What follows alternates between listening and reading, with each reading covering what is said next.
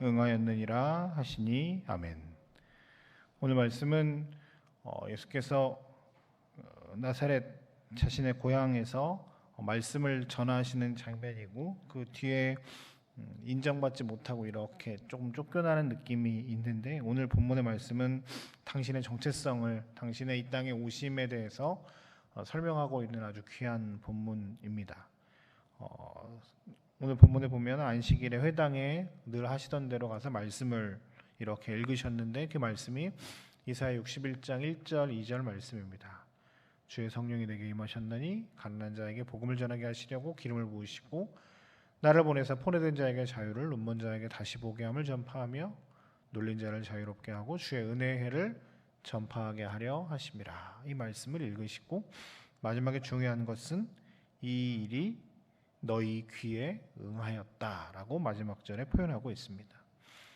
성경이 조금 어려운 단어로 예언과 성취라고 하는 큰 틀에서 이루어졌다라고 말씀하시는 신학자들이 많이 있습니다. 구약의 여러 예언서들을 통해서 하나님의 말씀이 예언되었고, 그 예언된 말씀들이 예수 그리스도를 통해서 이렇게 완성되었다. 이 예언과 성취된 것들로 성경을 해석하는 것들이 많이 있다라고 말씀하시는 분들이 많이 있습니다. 대표적인 본문이 오늘 본문입니다.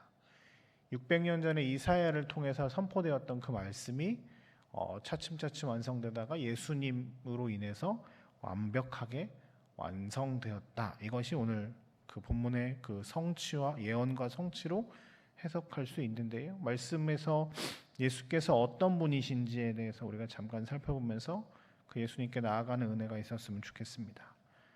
예수님은 먼저 연약한 자들에게 복 주시는 분이라고 분명하게 되어 있죠. 오늘 본문에 연약한 사람들이 많이 나옵니다. 가난한 자, 포로된 자, 눈먼 자, 이런 사람들이 다 가난하고 연약한 존재들이죠.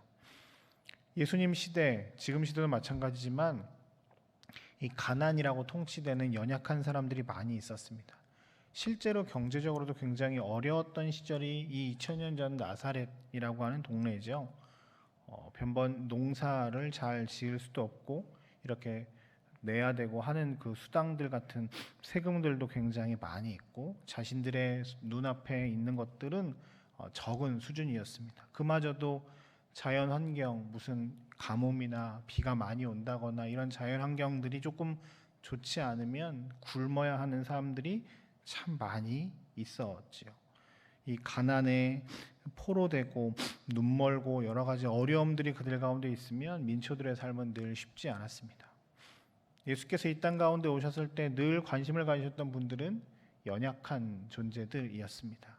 왕, 귀족들, 높은 사람들이 아니라 가장 연약한 사람들과 늘 항상 함께 하시고, 그들이 예수께로 오는 것들을 막지 않으셨습니다.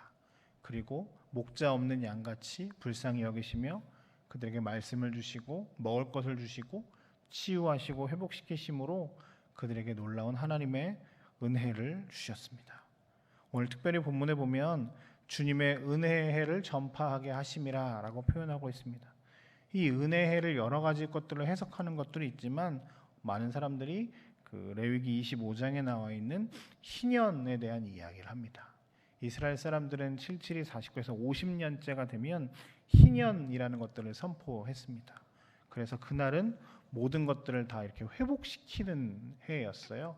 심지어 종도 이렇게 놔주고, 저당 잡혔던 것들도 이렇게 풀어주고, 짐승들도 이렇게 좀 쉬게 하고, 내가 어떤 것들을 이렇게 하고 있으면 다 탕감해주는 날을 희년이라고 유대인들은 이걸 가지고 있고, 그 희년을 구원의 날이라고 생각해서 그 일들을 통해서 모든 것들이 회복되어지기를 바라는 마음이 말씀 가운데 있었거든요.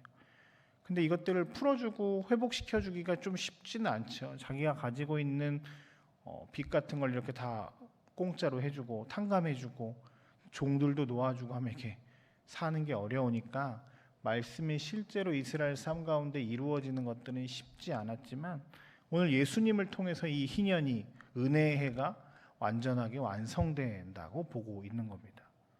왜냐하면 인간이 전혀 해결할 수 없는 자신의 죄의 문제가, 하나님과의 그 관계가 주님을 통해서 완벽하게 회복되었다는 것들을 경험하는 거죠.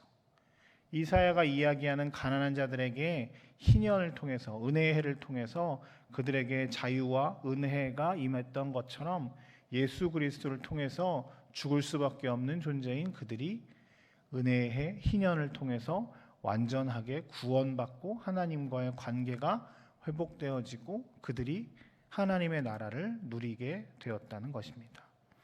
주님은 오늘 그 말씀, 이사야를 통해서 주셨던 연약한 사람들이 자유를 얻게 되는 그 놀라운 은혜가 예수 그리스도를 통해서 우리에게 완성되었다라고 말씀하고 있습니다.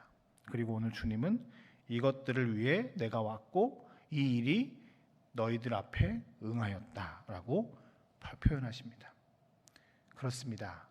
주님을 통해 우리가 완전한 희년을 경험합니다.